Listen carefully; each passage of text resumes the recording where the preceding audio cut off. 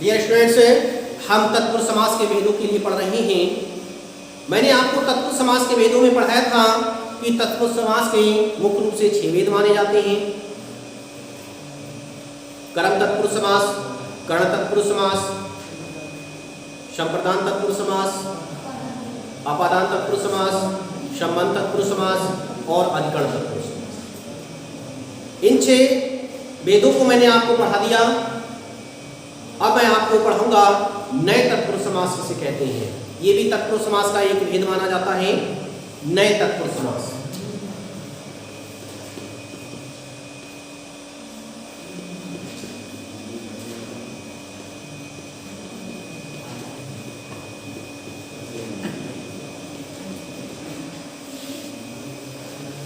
नए तत्पुरुष समास उस समास को कहा जाता है जिस समस्त पद में पहला पद निषेधवाची होता है। जिस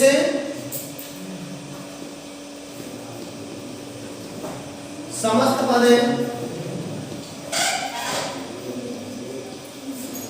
का प्रथम पद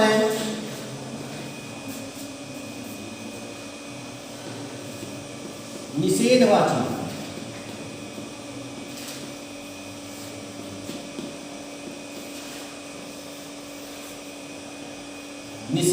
होता है, उसे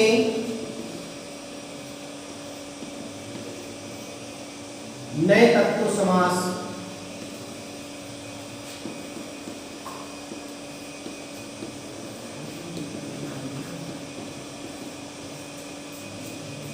कहते हैं।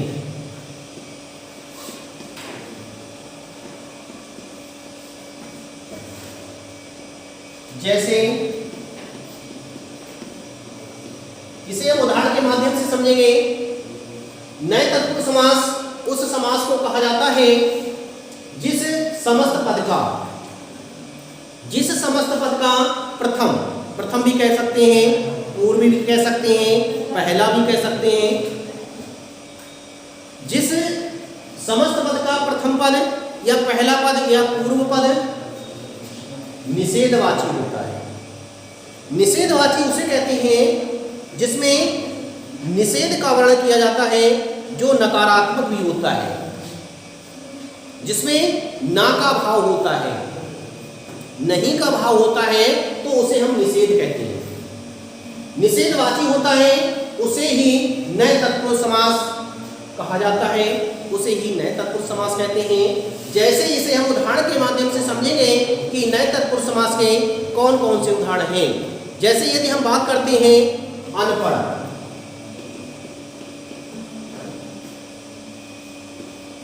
यह सामासिक पद है। इस सामासिक पद का पहला पद अन है। अन निषेधवाची है जिसका भाव होता है ना। यदि हम इसको विग्रह करेंगे तो हो जाएगा ना पढ़ा। जिसे हम ना पढ़े हुए हो, जिसे हमने ना पढ़ा हो, उसी को हम कहते हैं अनपढ़। जो पढ़ा हुआ नहीं है उसी को अनपढ़ कहा जाता है। इस तरह से हमने समझा कि ये हमारा उत्तर पद है, ये हमारा पूर्व पद है। ये पूर्व पद निषेधवाची है, पूर्व पद हमारा निषेधवाची है, जो हमारे लिए भाव करा रहा है ना का भाव करा रहा है। इस तरह से जिस सामासिक पद का पहला पद निषेधवाची होता है उसे ही हम नए तत्पुरुष समास कहते हैं। इसे और उदाहरण के माध्यम से समझेंगे। जैसे हमने कह दिया आसक्त। आसक्त शब्द में सत्य उत्तर पद है और पूर्व पद है। ये पूर्व पद निषेधवाची है। निषेधवाची है जो ना का भाव करा रहा है। इसका यदि हम विग्रह करेंगे तो विग्रह होगा जो सत्य नहीं है, अर्थात ना सत्य। जो सत्य नहीं है उसी को हम कहेंगे असत्य। इस तरह से हमने समझा कि जिस सामासिक पद का पूर्व पद निषेध का बोध करा रहा है, निषेधवाची है, उसे ही हम कहेंगे नए तत्पुरुष समास। इसमें और भी उदाहरण हो सकते हैं, जैसे हम कहते हैं अनुपस्थित, अनावश्यक, अज्ञान, असंभव, अनुरुक्त। जो असफल, सफल नहीं है उसे भी हम असफल कहेंगे, जो सत्य नहीं है उसे भी असत्य कहेंगे। तो इसका पहला पद निषेधवाची होगा, वही हमारा नए तत्पुरुष समास कहलाएगा। इसे आप नोट कर लें। और इसके और भी उदाहरण आपकी बुक में दिए गए हैं, जिन्हें आपको अपनी कॉपी में लिखना है। इसे आप अपनी कॉपी में लिख लें। इसके बाद में मैं आपको अगला समास पढ़ाऊंगा।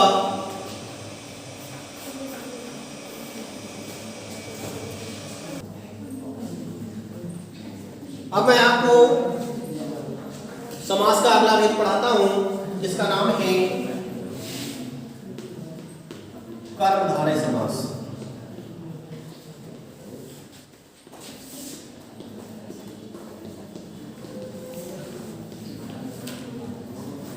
कर्मधारय समास का उत्तर पद प्रधान होता है, इसका पूर्व पद गौण होता है। कर्मधारय समास का पहला पद विशेषण होता है, दूसरा पद विशेष होता है। कर्मधारय समास में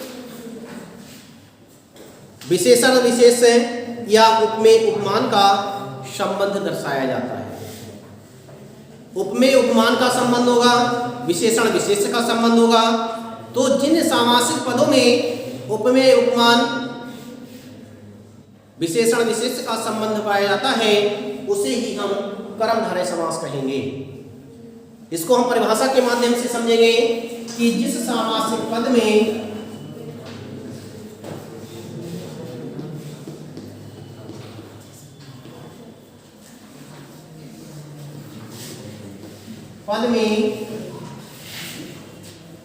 उत्तर पद प्रधान होता है,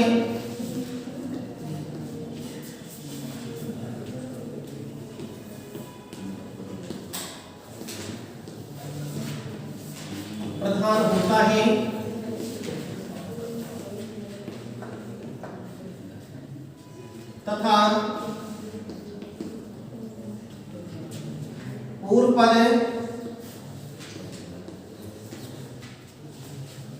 विशेषण और उत्तर पद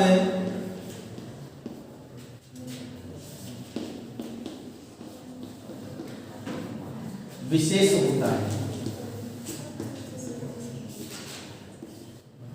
विशेष होता है उसे ही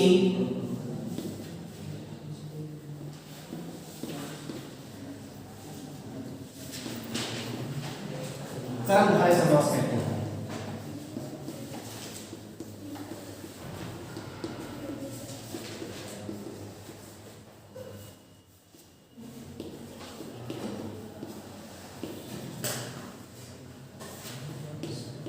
जैसे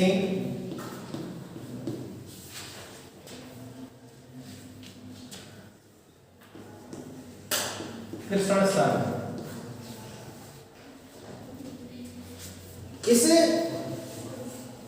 जिस सामासिक पद में उत्तर पद प्रधान होता है, इसका पूर्व पद गौण होगा तथा पूर्व पद विशेषण होगा और उत्तर पद विशेष होगा, उसे ही हम कर्मधारय समास कहेंगे।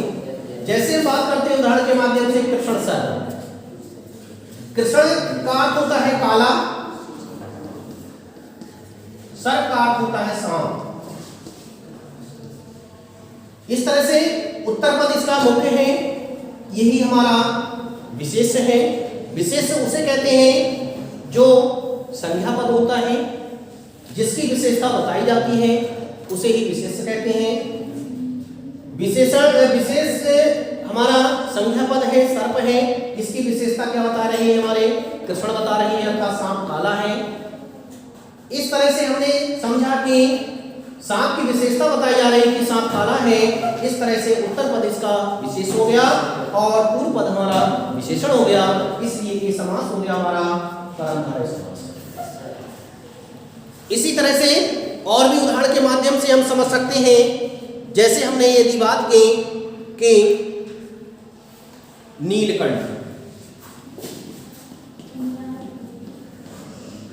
नीलकंठ की यदि हम बात करते हैं तो नील माने नीला, कंठ माने गला, नीला गला, इसलिए कंठ हमारा विशेष है, नीला हमारा विशेषण है, इसीलिए ये सामासिक पद होगा कर्मधारय समास। यदि इसका हम विग्रह करते हैं तो विग्रह होगा नीला है जो कंठ,